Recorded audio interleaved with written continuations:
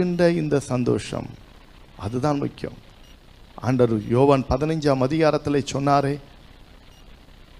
என் சந்தோஷத்தை நான் உங்களிலே கொடுக்கிறேன், அது உங்களிலே நிறைவாயிருக்கும்படிக்கு கொடுக்கிறேன். ஹல்லேலூயா.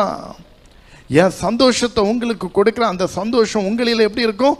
நிறைவா இருக்கும். எவ்வளோ பெரிய ஆசீர்வாதம். ஒரு இறைவன் சொல்லுகிறார், I will give you my Joy.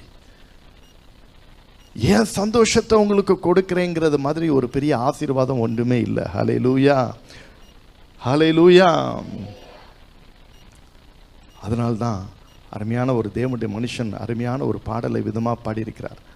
சந்தோஷமாயிருங்க, எப்பொழுதும் சந்தோஷமாயிருங்க,